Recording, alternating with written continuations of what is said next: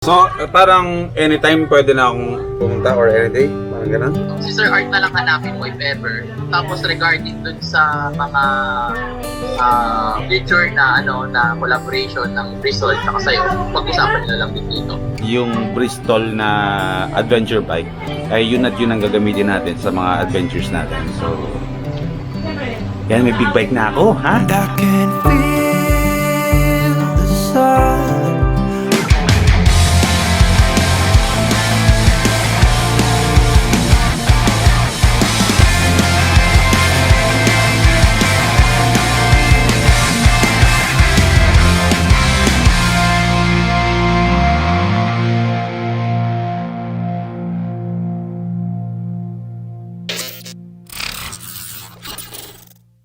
Get up, stretch my legs. Eat some breakfast, milk and eggs. Wake up, get up, stretch my legs. Eat some breakfast, milk and eggs. Brush my teeth up, wash my face. Throw my clothes on, start my day. Wake up. Bro, Oh, parang kaya ko yan. ano to? Gusto mo try, bro? Sir, pwede ba ako na magtapos? Kumusta, bro? Ito, ayos lang. Oh, ayan. Ryan's Barbershop. Morning, bro. Maganda kami na deliver namin. Dadating yung isang katutak na helmet ngayon. Oo. Ng aking official barbershop. Shout out. Okay. Good morning mga first timers. Grabe.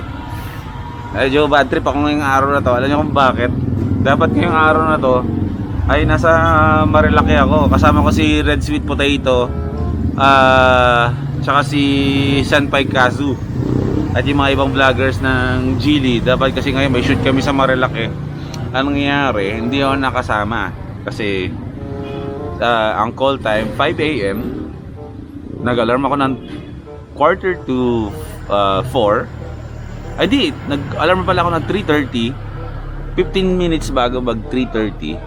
Gising na gising ako, hindi ako nakatulog. Kaya sobrang puyat ako. Hindi na ako pinayagang umalis. Kasi bawal sa akin ang puyat.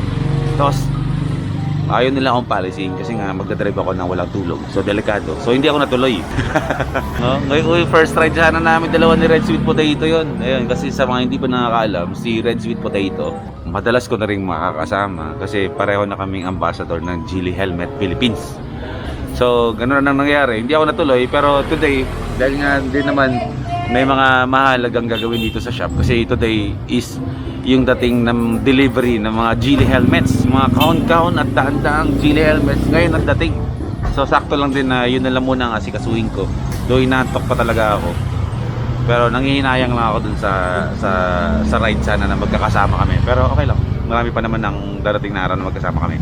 So, ayun, ate-antayin lang namin yung truck na dadating ngayon para ibaba yung mga helmets mula sa Geely Helmet Philippines.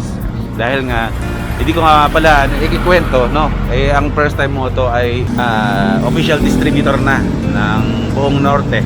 Tayo na magbibigay sa mga ibang shops, malalaking shops man yun o sa maliit o online na stores, ay tayo na yung magbibigay sa kanila ng stocks. So ayan, yun yung mga pinaglalakad ko nung ilang araw na pupunta ako pabalik-balik sa Geely. Dahil nga dun sa nilalakad na kontrata bilang distributor na tayo ng Geely Helmet. Yung first time mo to. So, Ray, yan na. First day mo na ba ngayon? Ngayon, ayan. Si Prisha, tsaka si Ryan, sila na yung magkasama dito. Kumbaga, tatlo na kami dito sa shop. Meron na kaming bagong kasama. Pag pupunta kayo dito sa first time mo to, si Ryan na lagi makikita nyo, tsaka si Prisha. So, antay-antay lang kami ngayon. At, yun nga. Maghahakot tayo maya, magbababa tayo ng mga helmets.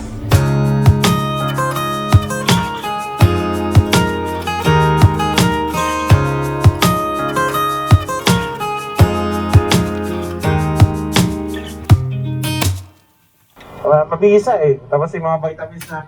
Tapos na ako mag-edit. Paparating na yung stocks natin. Naligaga na yung dalawa. Alam nyo, hindi pa dumadating yung stocks namin. Nagsisitatingan ng mga customers dito naghahanap ng Geely helmets. Yung iba, babalik. Kumain yung iba. Kasi talagang galing sila sa malalayong lugar. At talagang willing sila na antayin yung stocks ng Geely. So, yung Geely truck natin ay, natin? Kala mo naman, no? Truck no? Yung truck ay manggagaling dun. So, dito muna namin itatambak sa labas yung mga boxes kasi mayroon tayong stock room na nakalaan na dun dadalhin yung mga helmets mamaya. So, antayin lang natin para yung mga pumunta dito na mga customers na nag-aabang ng Geely helmets ay pagbalik nila dito. So, itong shop na to, itong first time moto na to, ay mapupuno to ng Geely helmets. So, naglilinis na kami kasi yung mga ibang brands ng helmet namin dito, mawawala na. Exclusive for Geely helmets na itong shop na to, itong first time moto. At may isang brand na pwede dito, yung Zebra helmet. Okay, masikip na dito sa shop. Ayan, nagsigatingan na yung mga stocks natin dito ng Geely helmets.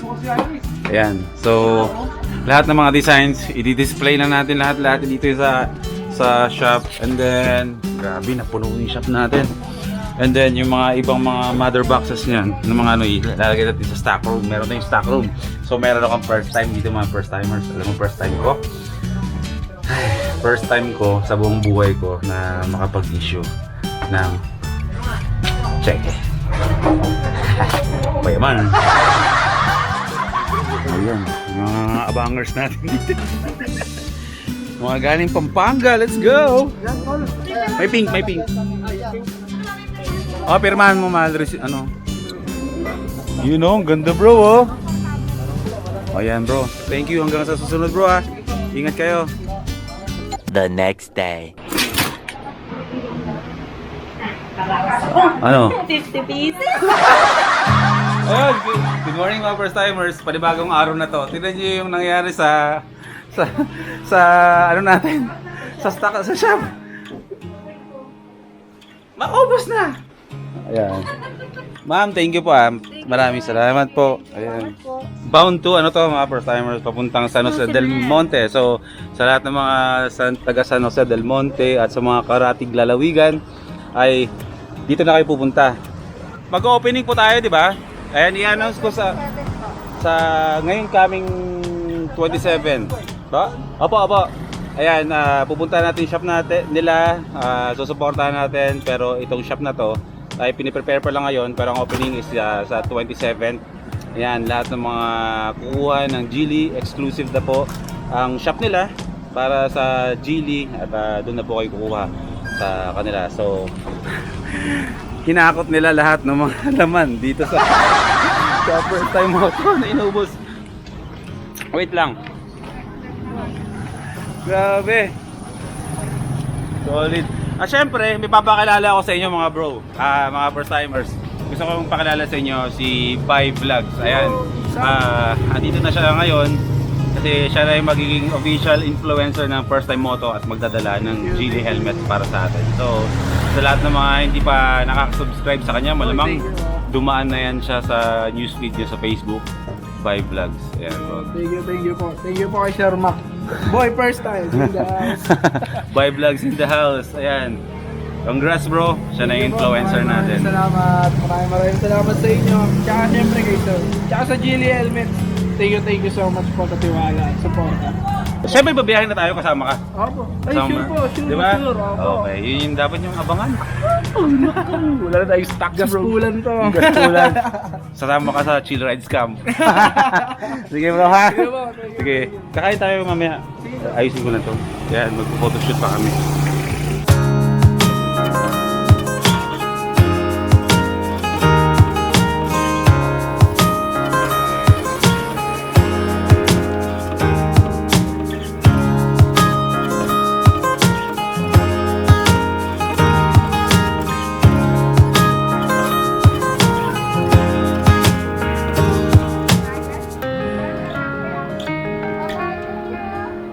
Pero nandito na sa Bristol.